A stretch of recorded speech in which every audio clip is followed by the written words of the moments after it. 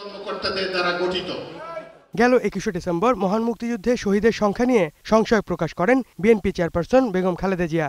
আজকে বলা হয় যে এত লক্ষ লোক শহীদ হয়েছে, এইটা নিয়েও অনেক বিতর্ক আছে যে আসলে কত শহীদ হয়েছে মুক্তিযুদ্ধের সময়। তার এমন মন্তব্যের পর থেকেই শুরু হয় তীব্র প্রতিক্রিয়া। সে ধারাবাহিকতায় মঙ্গলবার তার বাসভবন ঘেরাওয়ের কর্মসূচি নেয় ঘাতক দালাল নির্মূল কমিটি। এতে যোগ দিতে সকাল থেকে গুলশান 2 নম্বর চত্বরে আসতে থাকেন বিভিন্ন শ্রেণী পেশার মানুষ। সমাবেশে যোগ দেন মুক্তিযোদ্ধারা। বিজয়ের মাসে এমন মন্তব্যে চরম ক্ষোভ প্রকাশ করেন তারা। মুক্তিযোদ্ধারা বেঁচে থাকতে তাদের কোনো ষড়যন্ত্রে আমরা মেনে নেব না। আমরা মুক্তিযোদ্ধারা চরমভাবে ক্ষুব্ধ।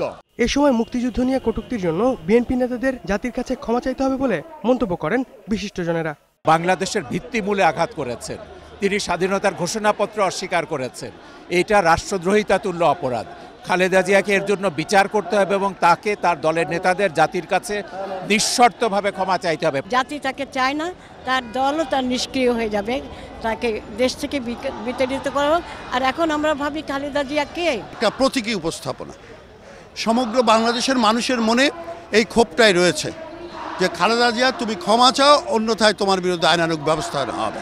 ডাক ও টেলিযোগাযোগ বিভাগের প্রতিমন্ত্রী জানান, এসব অবমাননাকর মন্তব্য বন্ধে শিগগিরই জাতীয় সংসদে মুক্তিযুদ্ধ অস্বীকার অপরাধ আইন প্রণয়নের প্রস্তাব করা হবে। আর এই আইন পাশ হলে এমন মন্তব্য বন্ধ করা সম্ভব হবে বলে মনে করেন আইনজীবীরা। তারা বারবার প্রমাণ করেছেন আজকে যে তারা কেন যুদ্ধাপরাধীদের বিচার চান না, কেন তারা বারবার পাকিস্তানপন্থী কথাবার্তা বলেন। এটা খুব পরিষ্কার হয়ে গেছে বিএনপি আসলে বাংলাদেশি ন্যাশনালস ফর পাকিস্তান। আমরা তাদের সামাজিকভাবে রাজনৈতিকভাবে বর্জন করতে চাই।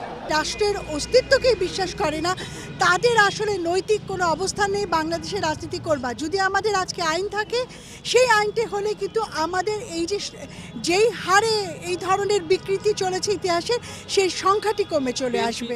পরে সমাবেশ থেকে বিএনপি চেয়ারপারসন বেগম খালেদা জিয়ার বাসভবনের দিকে যাওয়ার চেষ্টা করেন আন্দোলনকারীরা, কিন্তু গুলশান 2 নম্বর চত্বরে পুলিশি বাধার মুখে কিছুক্ষণ অবস্থান করেন তারা। জামান মণ্ডল, 21শে টেলিভিশন, ঢাকা।